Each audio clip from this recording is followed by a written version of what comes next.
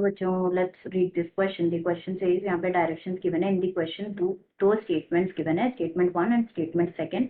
तो हमें मार्क करना है करेक्ट चॉइस है। अगर दोनों स्टेटमेंट करेक्ट है तो आंसर हो जाएगा 1, दोनों स्टेटमेंट इनकरेक्ट है तो आंसर हो जाएगा 2, स्टेटमेंट 1 करेक्ट है, स्टेटमेंट 2 इनकरेक्ट है तो आंसर हो जाएगा 3, स्टेटमेंट 1 इनकरेक्ट है एंड स्टेटमेंट 2 करेक्ट है तो आंसर हो जाएगा 4।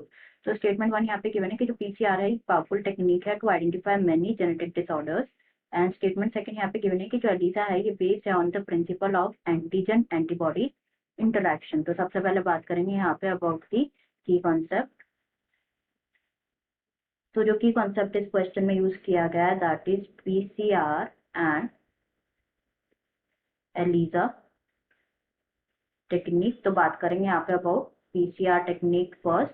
PCR stands for polymerase chain reaction, polymerase chain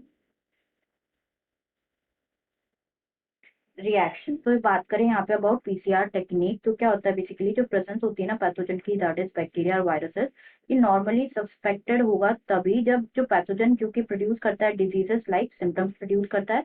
तो बाय दिस टाइम जो कंसंट्रेशन होती है पैथोजन की वो ऑलरेडी कैसी होती है, बहुत हाई हो जाती है बॉडी में, it's very high in the body. However very low concentration, very low concentration जो होंगे अगर बॉडी में वेरी लो कंसंट्रेशन होंगे किसके, बैक्टीरिया और वायरसेस लाइक पैथोजन के, एंड तो इस टाइम पे क्या होता है जो सिम्टम्स होते हैं ना डिजीजेस के, अगर कंसंट्रेशन कम होगी तो सिम्टम्स डिजीजेस के विजिबल नहीं होते हैं।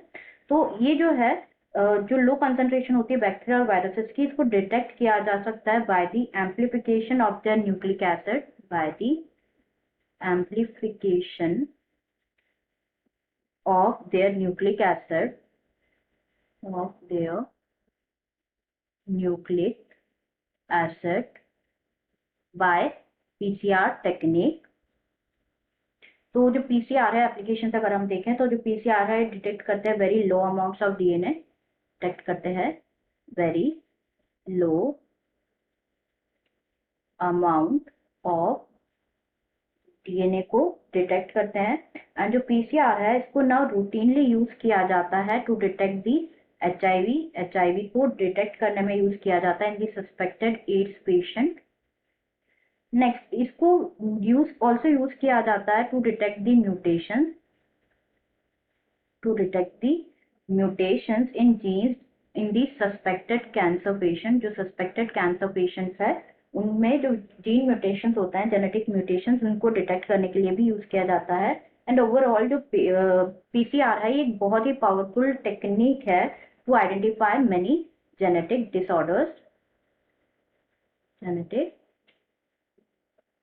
डिसऑर्डर्स। तो यहाँ पे अगर हम स्टेटमेंट देखें रिगार्डिंग पीसीआर, तो यहाँ पे गिवन है कि जो पीसीआर है ये पावरफुल टेक्निक है to identify many genetic disorders. तो ये बिल्कुल करेक्ट है, स्टेटमेंट 1 इज ट्रू। नेक्स्ट यहाँ पे बात करनी है अबाउट एलिसा की, जो एलिसा है ये बेस्ड होता है on the principle of antigen antibody interaction. तो बात करें अबाउट एलिसा टेस्ट, तो ELISA stands for enzyme linked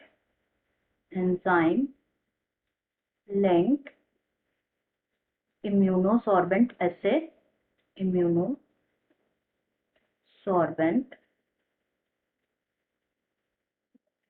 assay। तो जो एलिसा है, एलिसा टेस्ट ये बेस्ड होता है on the principle of antigen antibody interaction, antibody interaction से बेस्ड होता है। जो इन्फेक्शन होता है ना बाय पैथोजन उसको डिटेक्ट किया जा सकता है by the presence of antigens.